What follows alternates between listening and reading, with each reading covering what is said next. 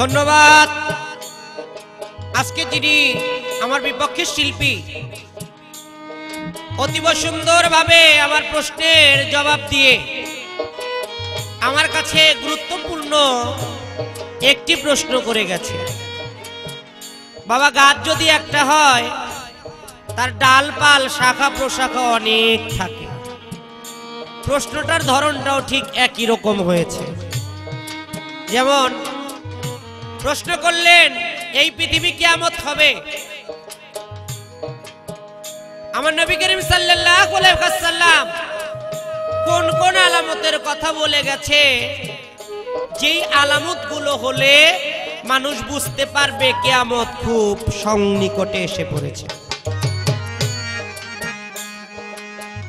একটি গান করেছিলাম আগের বার, বর্তমান প্রজন্মের ভালো একজন গীতিকার আমার ভাই মাস্টার কবির ভাই, তার লেখা গান।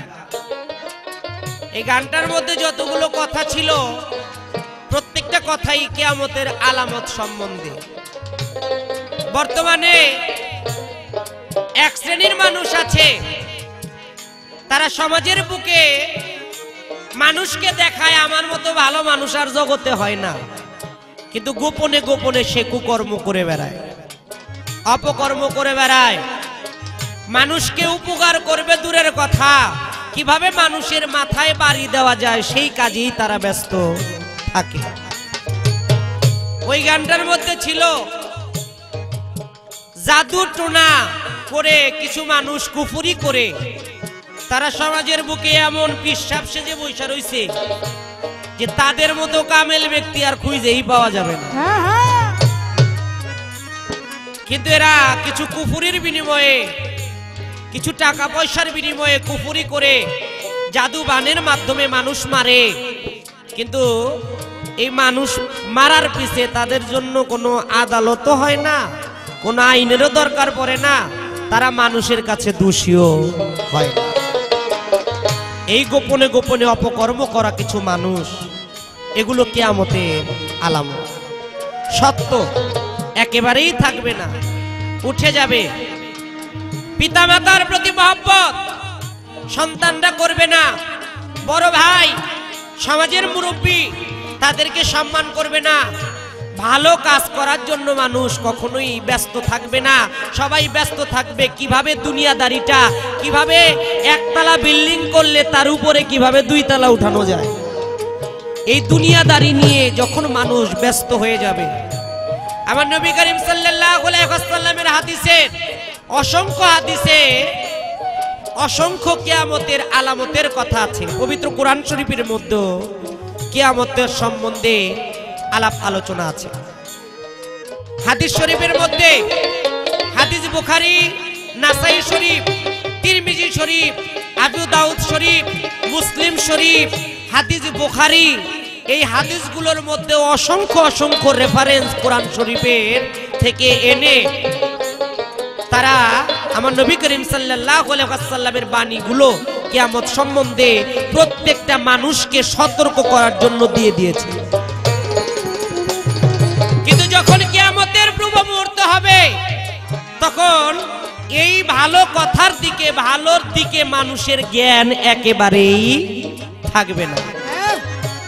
আমার নবী করিম সাল্লাল্লাহু আলাইহি ওয়াসাল্লাম বলেছে, কিয়ামতের পূর্বে একটা আগুন উঠবে সিরিয়া থেকে, সেই আগুনটা মানুষকে দৌড়াইতে দৌড়াইতে দৌড়াইতে মক্কা পর্যন্ত নিয়ে যাবে। আমার নবীর মদিনা মুনাওয়ারার কাছে গিয়ে সেই আগুনটা থেমে যাবে, নিমিষেই শেষ হয়ে যাবে। এরকম অসংখ্য প্রমাণ কিয়ামত সম্বন্ধে। পূর্ব দিক থেকে সূর্য উঠে, কিন্তু কিয়ামতের পূর্ব মুহূর্তে পূর্ব দিক থেকে সূর্য উঠবে না, পশ্চিম দিক থেকে সূর্য উঠবে। হাদিসের মধ্যে আসছে দুইটা বাড়ির উপরে কিয়ামত।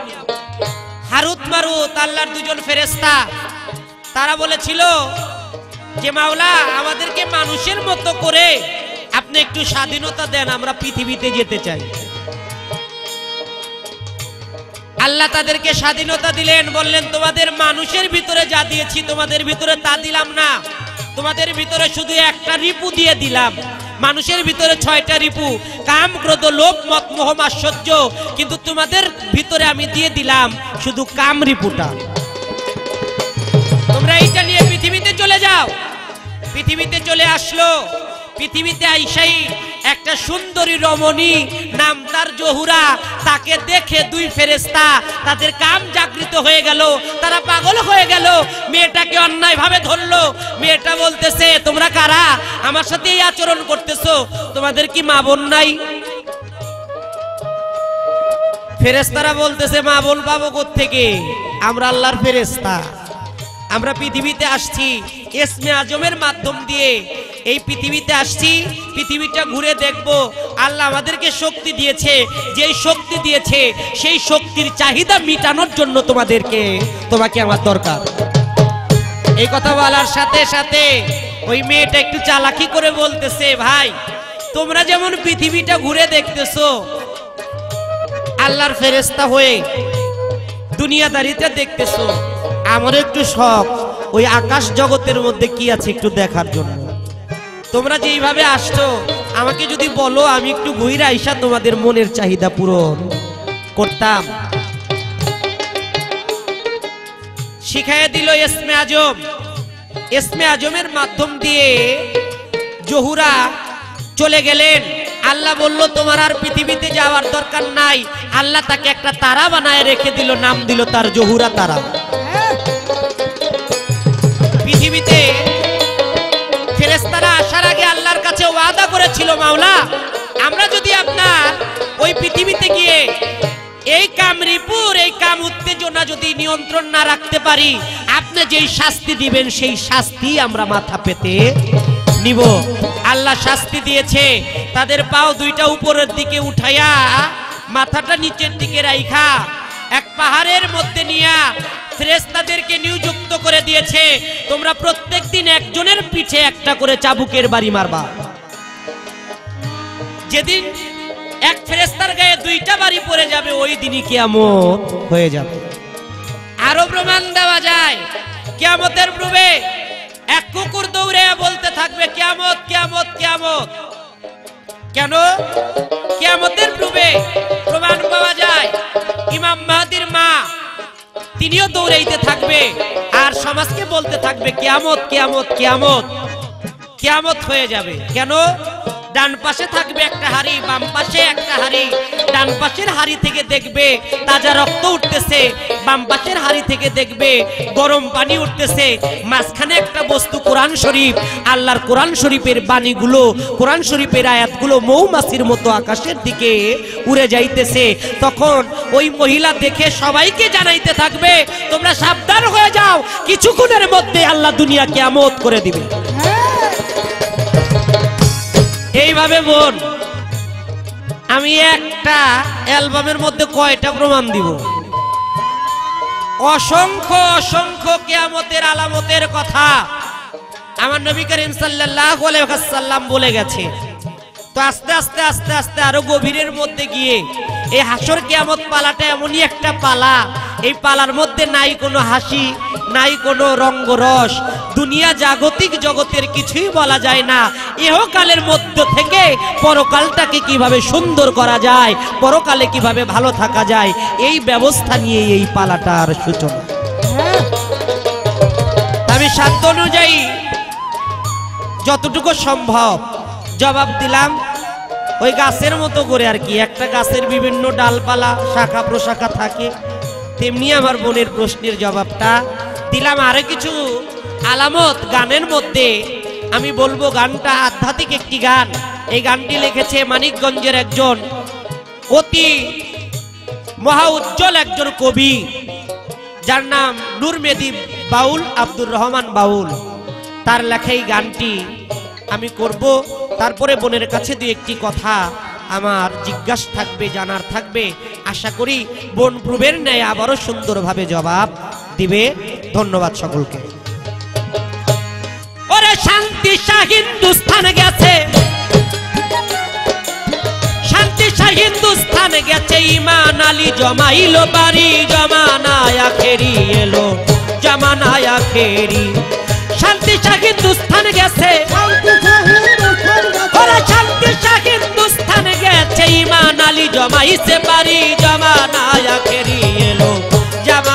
আখেরি, এলো জামানায় আখেরি, এলো জামানায় আখেরি।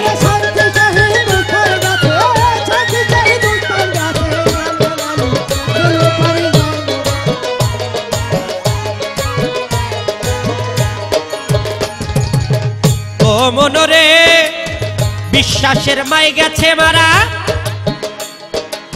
বুদ্ধিশ্বরের রাজ্য হারা, জ্ঞানদাসের দফা সারা, নাই আগের চাকরি, ও তার নাই আগের চাকরি।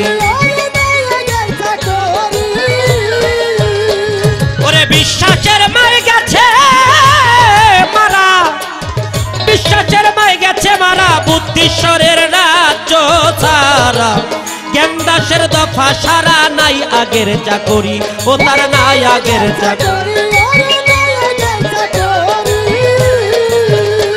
দেখো ব্যাককে লালি দখল করলো এক্কে লালির বাড়ি, বলে মনে রে আমার ব্যাককে লালি দখল করলো এক্কে লালির বাড়ি। এখন লাথি খাইয়া বিবেক বেটা, এখন লাথি খাইয়া বিবেক বেটা, চাকরি লইছে চকিদারি, চাকরি লইছে চকিদারি, জামানায় আখেরি, এলো জামানায় আখেরি।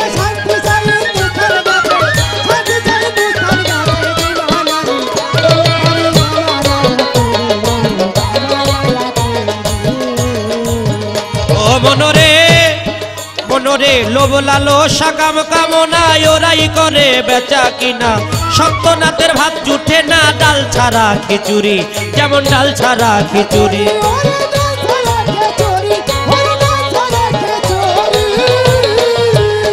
ও ভাই লোভ লালসার কাম কামনা, লোভ লালসা কাম কামনা, তারাই করে বেচা কিনা, সত্যনাথের ধার ধারে না, সত্যনাথের ভাত জুটে না, ডাল ছাড়া খিচুড়ি, যেন ডাল ছাড়া খিচুড়ি। ওরে কানার হাতে বেচা কেনা, মিথ্যার দোকানদারি, বলে মন রে আমার কানার হাতে বেচা কিনা, মিথ্যার দোকানদারি। ওরে এখন ভেজাইলা ভেজাল মিশাইয়া, ওরে ভেজাইলা ভেজাল মিশাইয়া, দিচ্ছে ধর্মের মাথায় বাড়ি, দিচ্ছে ধর্মের মাথায় ভারী, জামানায় আখেরি, এলো জামানায় আখেরি।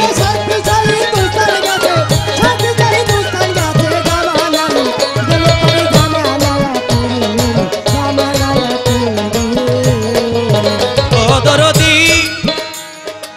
নফস বেটার ভাগ্য ভালো, কম দামে সব কিনে নিল, আরো কিছু মাগনা পেল, রিয়া আর ফকরি, ও ভাই রিয়া আর ফকরি। ওই নফস বেটার ভাগ্য ভালো, নফস বেটার ভাগ্য ভালো, কম দামে সব কিনে নিল রে, আরো কিছু মাগনা পেল, রিয়া আর ফকরি।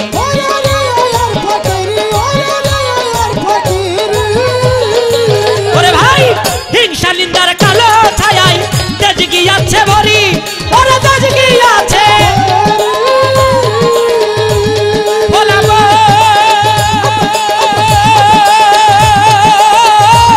মন রে আমার, হিংসা নিন্দার কালো ছায়ায় তেজ গিয়াছে ভরি। ওরে এখন কাঁদছে বলছে কর্ম দোষে,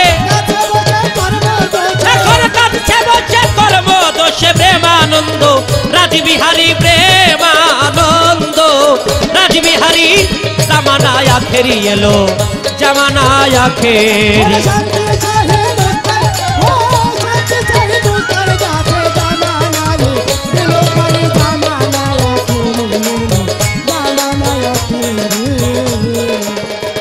ও দরদি বর্তমানে যা দেখতে পাই, এই জগৎটা মনের বাদশাই, মন যাচাই করে বেড়াই, কাজের নাই মজুরি, ও ভাই কাজের নাই মজুরি।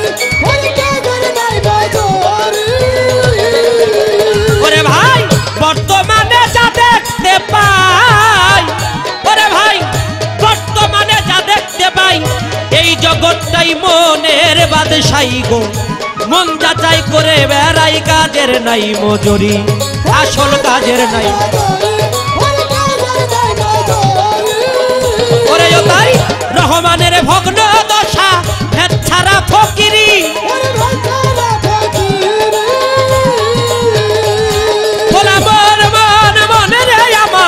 রহমানের ভগ্ন দশা, ভেদ ছাড়া ফকিরি।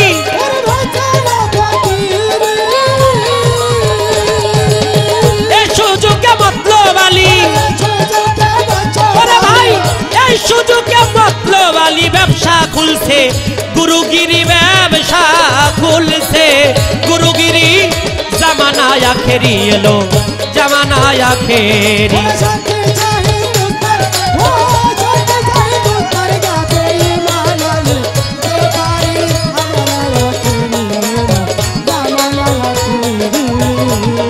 আস্তে শান্তি শাহ হিন্দুস্তান গেছে, ইমান আলী জমাইছে পারি, জামানা আখেরি।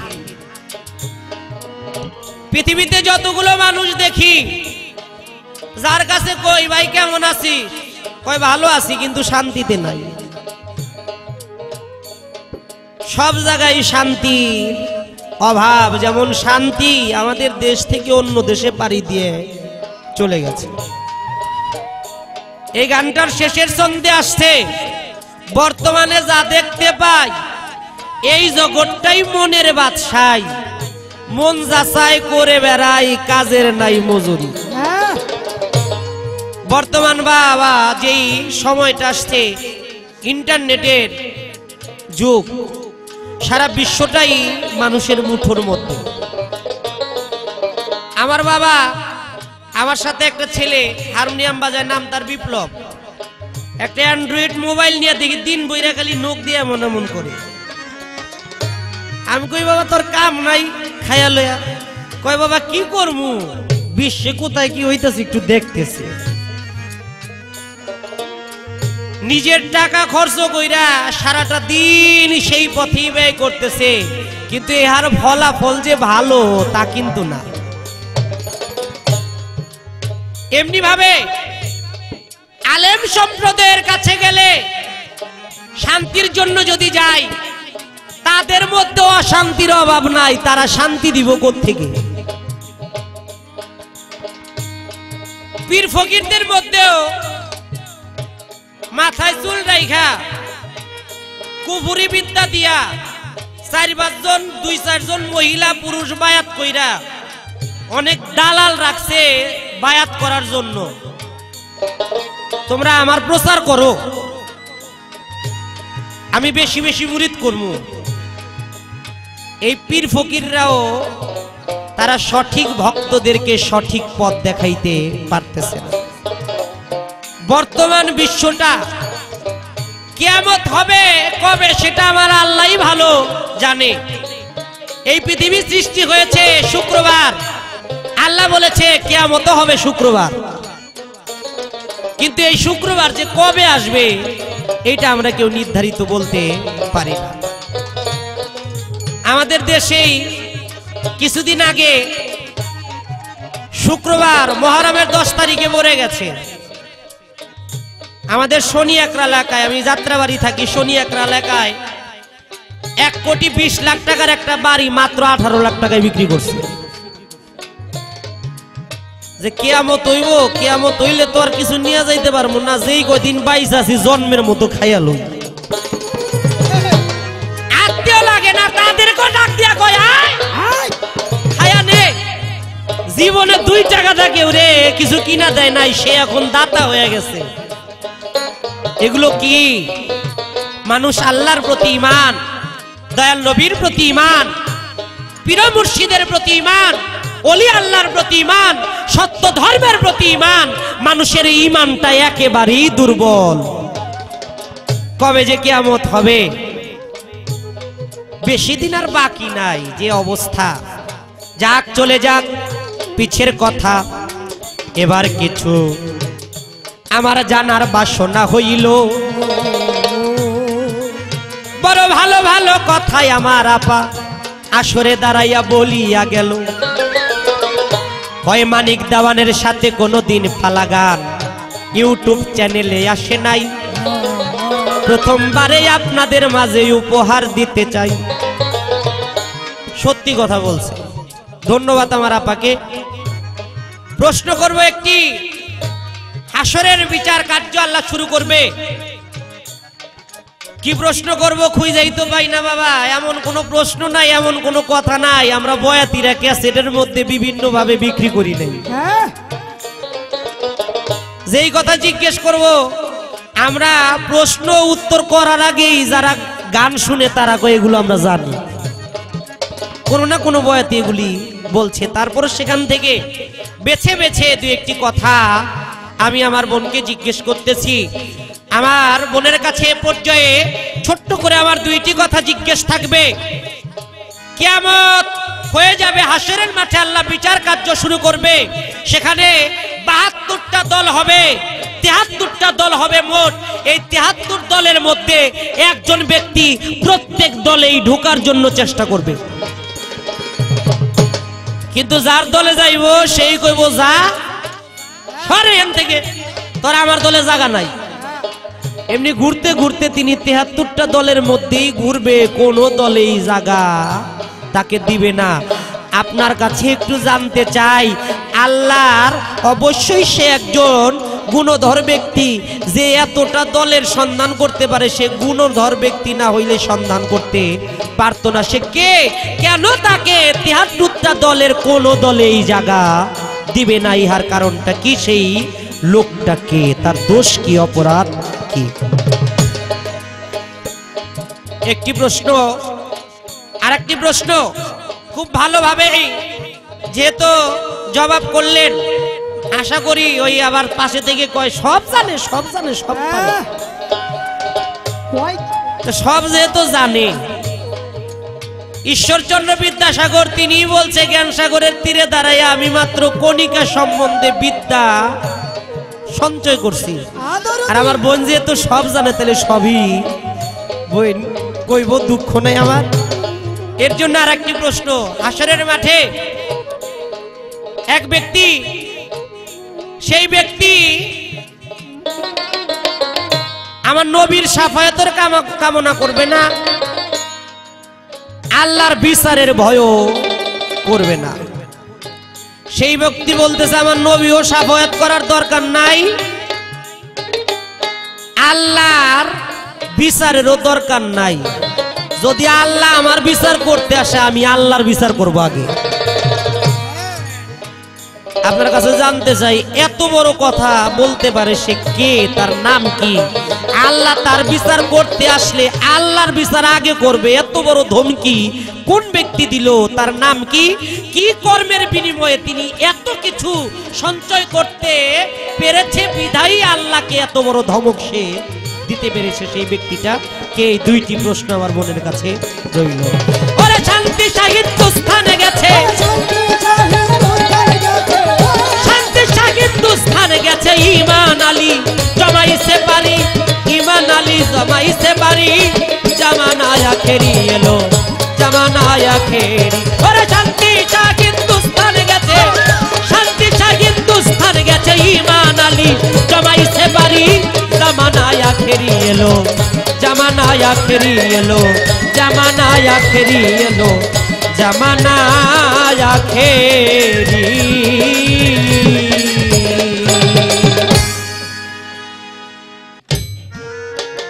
ধন্যবাদ আমার ভাইকে।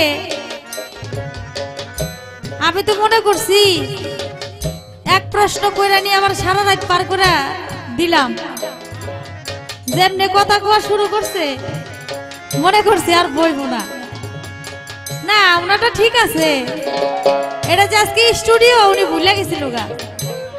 উনি মনে করছে যে স্টেজে দাঁড়ায় গান গাইতেছি, যতক্ষণ মন চাই ইচ্ছা মতন গাই, আমার তো আর কেউ বসতে বলতেছে না। অনেক সুন্দর যতটুক চাইছি তার চেয়ে বেশি পাইছি। ধন্যবাদ আপনাকে। এবার আমার ছেলে বলছিল হ্যাঁ সব পারে, এই জিদ্দে আমার ভাইয়া দুইটা প্রশ্ন আমারে করছে। কত পোলাপান মানুষ হয়তো কই বই, আমি বলছি কিনা আমি বলি কিনা সেটা তো আপনি দেখবেন। আমি তো মনে করি এই পৃথিবীতে যতগুলো মানুষ আছে একটা শিশু বাচ্চার থেকেও আমার অনেক কিছু শেখার আছে, এটা আমি মনে করি। আমি কিছুই জানি না, আমি কিছুই শিখতে পারি নাই, এখনো শিখার পর্যায়ে আমি আছি। মৃত্যুর আগ পর্যন্ত যেন আমি শিখে পৃথিবী থেকে বিদায় নিতে পারি, এই আশা মালিকের দরবারে। ভালো একজন শিল্পী, বড় শিল্পী না হইতে পারলেও ভালো একজন মানুষ হিসেবে যেন দুনিয়া থেকে বিদায় নিতে পারি। প্রশ্ন করেছেন, জবাব দিব একটি গান। ওই নাম তোমার হবে সাথী, ওই নাম তোমার হবে সাথী, হাসর পারের বেলা হৃদয় ভরে মধুর সুরে গাও মোহাম্মদ সাল্লেওয়ালা, হৃদয় ভরে মধুর সুরে গাও মোহাম্মদ সাল্লেওয়ালা, হৃদয় ভরে মধুর সুরে গাও মোহাম্মদ সাল্লেওয়ালা, হৃদয় ভরে মধুর সুরে। ওই নাম তোমার হবে সাথী, আধারে জ্বলিবে বাতি, ওই নাম তোমার হবে সাথী,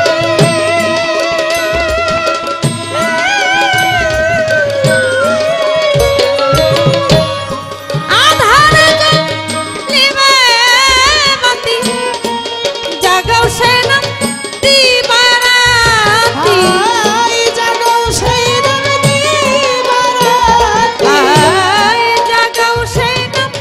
দিবারাতি, ইয়া মোহাম্মদ হাবিবাল্লাহ, হৃদয় ভরে মধুর সুরে গাও মোহাম্মদ সাল্লেওয়ালা,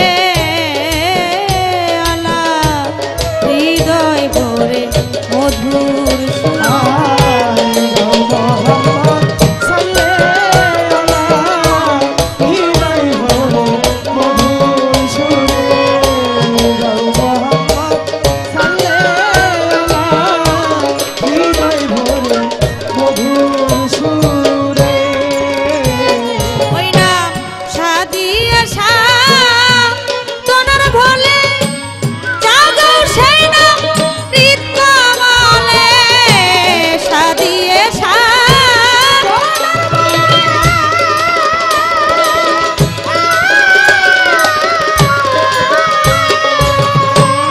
জাগাও এই নাম হৃদ কমলে, প্রতিদমে ওই নাম নিলে, প্রতিদমে ওই নাম নিলে, প্রতিদমে ওই নাম নিলে, গুছিবে তোর কিতাব জ্বালা, হৃদয় ভরে মধুর সুরে গাও মোহাম্মদ সাল্লেওয়ালা, হৃদয় ভরে মধুর সুরে গাও মোহাম্মদ সাল্লেওয়ালা, হৃদয় ভরে মধুর সুরে গাও মোহাম্মদ সাল্লেওয়ালা, হৃদয় ভরে মধুর সুরে। 1,24,000 পয়গম্বর গণা নবী, ইয়া নবীজি নবীজি নবীজি নবীজি, 1,24,000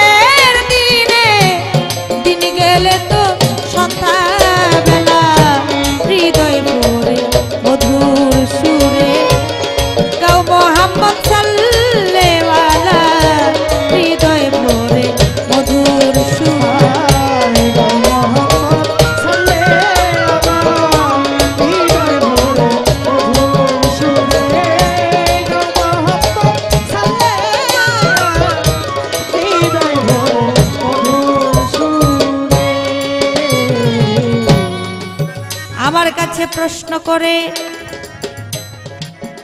ধরব রাজা সরে, ভুলি নাই কথা আমার মনে পড়ে। ভালো ভালো ভালো ভালো ভালো ভালো। এক ব্যক্তি হাসরের মাঠে উপস্থিত হইয়া সমস্ত কাতারে তিনি যাবে, সবাই দিবে রে তারাইয়া। কি কারণে দিবে তারাইয়া বলেন না আমারে? দুনিয়াতে কি এমন কর্ম করেছিল এই ব্যক্তি জাগা না পায় কোন কাতারে দাঁড়াইবারে? সে হলো শয়তান। এই পৃথিবীতে শয়তান মানুষের ক্ষতি ছাড়া ভালো করে নেই। কাল হাসরের মাঠে সবাই কাতারে কাতারে দাঁড়াবে, 72টা কাতার থাকবে, সমস্ত কাতারেই সে ঢুকবে যাবে, কিন্তু কোনো কাতারের লোকেই তাকে জায়গা দিবে না, সবাই তাকে দূর দূর করে তাড়ায়া দিবে। আরেকটি প্রশ্ন আমার কাছে করেছেন, কার এত বড় সাহস যে বলে আমি নবীর সাফায়াত চাই না, আল্লাহর বিচারও ভয় পাই না, আল্লাহ যদি আমাকে আমার বিচার করতে আসে তার আগে আমি নিজে আল্লাহর বিচারটা করে নিব। তিনি হলো বিবি সকিনা, স্বামীরও লাগিয়া সখিনা কান্দে কান্দে যারে যারে কথা বলি বকুলিয়া। বাসর রাত্রে স্বামী যখন সখিনাকে ছেড়ে যায়, স্বামী আর আসে না ঘরে, যুদ্ধের ময়দানে শহীদ হইয়া যায়।